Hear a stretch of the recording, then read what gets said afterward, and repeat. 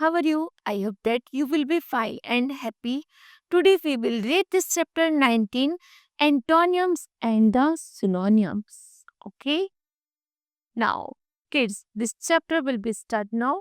Okay? Antonyms है a typical frog has teeny teeth.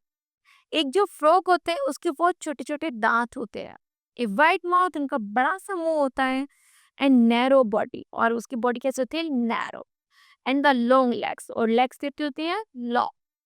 It may look weak in appearance, but वो दिखने में कैसे होते हैं? कमजोर सा दिखता है. On the contrary the mouth is large enough to swallow, लेकिन जब वो किसी को पकड़ते हैं तो अपना पूरा मुंह कैसे कर लेता है? खोल लेता है. Large is prey in one go. The frog legs are strong, लेकिन फ्रॉग की जो लेग होती है कैसी होती है? Strong. As it needs to leap every now and then, यहाँ तक कि वो प्रत्येक साल बढ़ती और मजबूत होती चली जाती.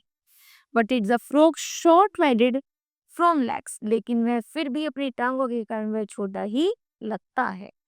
That absorb the shock of the landing, क्योंकि उसकी जो टांगे होती है वो कैसी होती है? वो बहुत ज्यादा शॉकिंग होती है. That's it should be the noted that the frog is the necklace.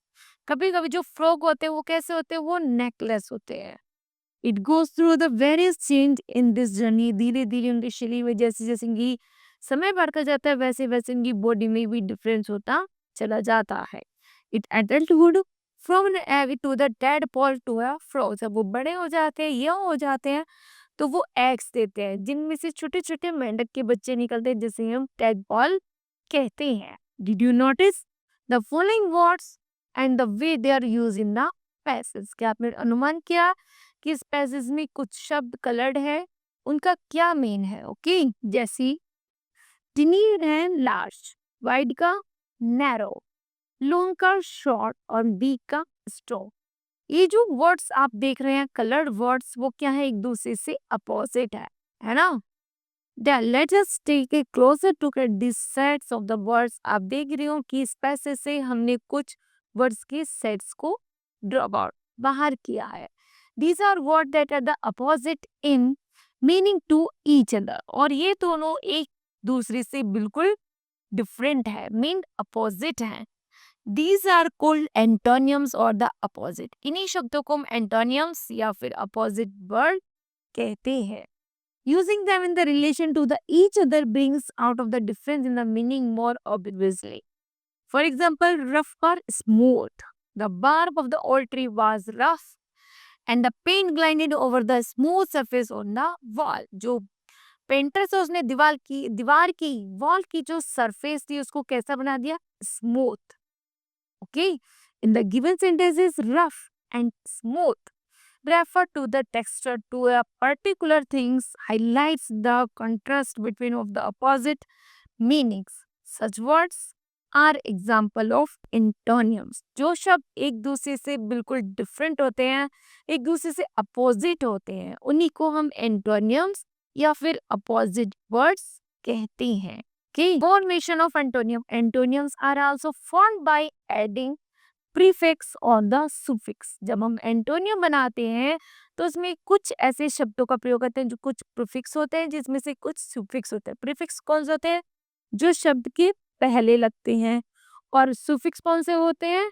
जो शब्द के बाद लगते हैं. Okay, by using prefix. Prefix शब्द का यूज कैसे करते हैं? जैसे एडिंग लगाएंगे IL.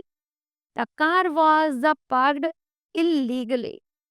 तो पार्क कैसी की उन्होंने? गाड़ी ए कानूनी, इल लगा दिया तो इलीगली हो गया. One can never solve a problem by illogical reason. कैसा रीजन है? इलॉजिकल, जिसका कोई लॉजिक ही नहीं है. Okay, even though the government is making efforts to educated people, there are still a large number of people who are the illiterate in our country. यहाँ तक कि सरकार ने ऐसे बताया कि हमारे देश में एक ऐसा कानून चला है जिसमें कोई बिना पढ़ा लिखा रहे, अर्थात सभी को पढ़ा लिखा होना चाहिए. ओके, एडिंग अब करेंगे IR. तो आई से बना, IR से बना irresponsible attitude creates problem, and the bell rings after irregular intervals. Okay, the accident caused irreparable damage to the car. Next step by using A suffix. Suffix होता है जो शब्द के बाद में लगा जाता है, जैसे फुल्ली. तो शब्द में सेंटेंस बना, the money can be usefully spent on new books.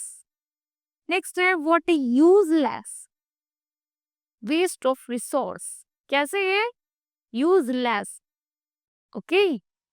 Next, what are the hopeful about her winning the singing competition. वो बहुत ज्यादा होपफुल थे, सिंगिंग कंपटीशन में वो विनर होंगे. Okay. They both went on the 4A seemingly hopeless quest to find their lost dough. And next, you should be extremely careful. वह बहुत ज़्यादा केयरफुल है by using sharp object. जब वो किसी sharp object का यूज करती है तो उसके लिए वो बहुत ज़्यादा केयरफुल है, such as blades or the knives. कि how can you be so careless. वो बहुत ज़्यादा केयरलेस कैसे हो सकती है अबाउट योर हेल्थ. तुम्हारी सेहत को लेकर के वो इतनी केयरलेस कैसे हो सकती है. Okay. By using a word that is opposite in meaning. यहाँ पर कुछ शब्दों का प्रयोग किया गया है जो दूसरे से बिल्कुल अपोजिट है. For example, innocent and guilty. Innocent होता है निर्दोष, गिल्टी होता है अपराधी. Okay. It is unfair to punish the innocent for something that they have not done. यहाँ तक कि उसने कुछ भी कोई भी ऐसा गलत कार्य नहीं किया, इसलिए उसको सजा नहीं मिलेगी. वह निर्दोष है, मासूम है. Okay. The guilty express on the face. जब उसके चोर को जब प्रूफ किया गया तो चोर के चेहरे पर एक्सप्रेशन दिखने लगे गिल्टी के, अपराधी के, है ना, कि उसने वास्तव में गलत काम किया है, तो वह अपने आप को फील कर रहा है बहुत ज्यादा घृणित, guilty. Okay. Next is synonyms. Read the following story. There were very narrow bridge over a river. यहाँ पर एक narrow bridge, एक संकरा सा ब्रिज नदी के ऊपर से गुजर रहा था. One day a goat was crossing the bridge. एक दिन बकरियां उस पुल को क्रॉस कर रही थी. Just when he reached in the middle of the bridge, जैसे ही वह पुल के बीच में पहुंची, he meet another goat. उन्हें एक दूसरी बकरी मिली. There was no space for them to pass each other. अब उस पुल पे इतना रास्ता नहीं था कि वो दोनों एक दूसरे से क्रॉस कर सके. वो दोनों आमने सामने आकर खड़ी हो गए. Go back. पहली कहती है उससे गो बैक, तुम वापस मुड़ जाओ, और ये कहती है तुम वापस चले जाओ. He said to the other goat, there is no space for both of us. लेकिन इन दोनों के खड़े होने पर यहाँ पर कोई और रास्ता नहीं था. Okay. Why should I go back? said the other bird. वो कहती है मैं वापस क्यों जाऊं. दूसरी कहती है why don't you go to back? वो कहती है तो मैं ही वापस क्यों जाऊं. दोनों आपस में क्या होती है, झगड़ा कर रहे हैं. You must go back, said the first. पहली बकरी ने कहा मैंने इस पुल पर पहला कदम रखा, इसलिए तुमको वापस जाना होगा. Because I am stronger than you. मैं तुमसे ज्यादा शक्तिशाली हूँ. You are not mightier than me. तुम मुझसे ज्यादा शक्तिशाली नहीं हो. said the second goat. दूसरी गोट ने कहा नहीं, मैं तुमसे ज्यादा शक्तिशाली हूँ, इसलिए तुम वापस चले जाओ. He will see about them. दोनों एक दूसरे को देखते रहे. said the first goat. तभी पहली बकरी ने कहा He lowered his horns to hide the other goat. चलो हम दोनों अपने सींगों से लड़ते हैं, देखते हैं हम दोनों में कौन शक्तिशाली है. स्टॉप, रुको. Said the second God. दूसरी बकरी ने कहा इफ वी फाइट, यदि हम लड़ेंगे, we shall both fall into the river and drown. तो हम दोनों लड़ते हुए क्या करेंगे, इस नदी में गिर जाएंगे. इंस्टेड बजाय आई हैव ए सोल्यूशन, हमें इसका कुछ सोल्यूशन निकालना चाहिए. I shall lie down and you may cross over me. ऐसा करते हैं, मैं पीछे चली जाती हूँ और तुम पहले निकल जाओ. The wise got lay down on the press. जो बुद्धिमानी बकरी थी वो क्या हुई, वो ब्रिज से लटक गई. And the other got walk lightly over it. और जो दूसरी बकरी थी वह उसको क्रॉस होकर निकल गई. They passed each other and the went on their way. दोनों अपने अपने रास्ते चले गए और पुल से आसानी से निकल गए. Some words are the highlight in the above story. They are the middle, stronger and hate. and the solution. Okay. Read the story. हम इस स्टोरी को दोबारा पढ़ते हैं जो हाईलाइटेड वर्ड्स हैं. For example, there was very narrow bridge. वहां पर पुल पर कैसा ब्रिज था? नैरो था. नैरो ब्रिज था. Only what was the crossing. एक बार बकरियां क्या कर रही थी? पुल क्रॉस कर रही थी. In the centre of the bridge. वह ब्रिज के कहाँ पहुंची? सेंटर में पहुंची. ओके, मीन मिडिल में पहुंच. He meet another goat. उसे दूसरी बकरी मिली. There was no space. अब उस पुल पर इतना स्पेस नहीं था कि वो दोनों पुल को क्रॉस कर सके. Go back, he said to the other goat. पहली बकरी ने दूसरी बकरी से कहा, तुम वापस चले जाओ. There is no space for both of us.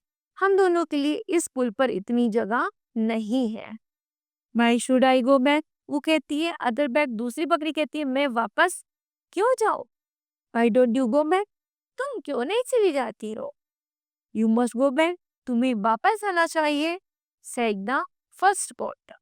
Because I am more powerful than you. मैं तुमसे ज्यादा शक्तिशाली हूँ. You are not mightier than me. हो the second goat. Second goat कहते नहीं, मैं तुमसे ज्यादा शक्तिशाली हूँ. He will see about that. वो कहते चलो देखते हैं कौन शक्तिशाली है. Said the first god. He lowered his wants to stop the other god. तो वह अपने सिंग उठाती है, तभी दूसरी गॉड उसको स्टॉप कर देती कि रुक जाओ, लड़ोगा.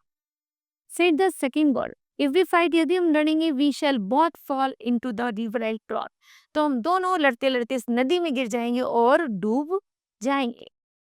इंस्टेड बजाय I have an answer to the problem. मेरे पास इस क्वेश्चन का आंसर है. Okay, I shall lie down. यदि हम गिरेंगे, and you may cross over me. यदि मैं नीचे लेट जाऊं और तुम मेरे ऊपर से चले जाना. The wise God lay down on the bridge. जो बुद्धिमानी वो बकरी थी वो पुल पर लेट जाती है. And the other God walked lightly over him. और दूसरी बकरी बहुत आराम से उसके ऊपर से गुजर जाती है. They passed each other and they went on their way. दोनों उस पुल को आसानी से क्रॉस कर लेते हैं और अपने अपने रास्ते चली जाती हैं. Okay. Did you notice the change? We repeated the words in the bold of the first passage. First passage में वर्ड था सॉल्यूशन. सेकंड पैसेज में वर्ड लगाया हमने आंसर. फिर था स्ट्रॉन्गर, हमने सेकंड में लगाया पावरफुल. नेक्स्ट मिडिल था, हमने लगाया सेंटर. और हाफ था तो हमने लगाया. Will notice that the word in the first passage mean the same as a colour. मीन दोनों सेंटेंसों का अर्थ क्या है? दोनों वर्ड्स का अर्थ एक ही है. फर्स्ट पैसेज में हमने सॉल्यूशन का यूज किया था, सेकंड में आंसर का, लेकिन दोनों का अर्थ एक ही है. ओके, दोनों सेम ही है. ओके, इसलिए यहाँ पर इन शब्दों को हम सिनोनिम्स कहते हैं. Okay, in the other words a word that has the same और the nearly similar meaning to that of other words is called a synonym. जो शब्द, दो ऐसे शब्द जिनका अर्थ एक होता है, उन्हें हम सिनोनिम वर्ड्स कहते हैं. For example, members of the public joined in the contributing for a social cause. तो read the sentence again. दोबारा पढ़ेंगे. Members of the public united to contribute for a social cause. यहाँ तक कि कुछ लोगों को ज्वाइन करना चाहिए किसे? समाज की भागीदारी में. तो कंट्रीब्यूट करें या फिर यूनाइटेड करें, दैट्स अ सेम वर्ड. ठीक, नेक्स्ट है expensive than living in a village. और we can replace expensive with the synonym costly. तो expensive का दूसरा शब्द क्या है? costly, है ना? That's interesting का है fascinating. ओके, दोनों सेंटेंसों का वर्ड सेम है, इसलिए यहाँ पर सिनोनियम वर्ड्स है. ओके, जो एक दूसरे से अपोजिट होते हैं वो एंटोनियम, जो सेम होते हैं वो synonyms. Okay kids, this chapter will be completed. I hope that you understood well. Thank you.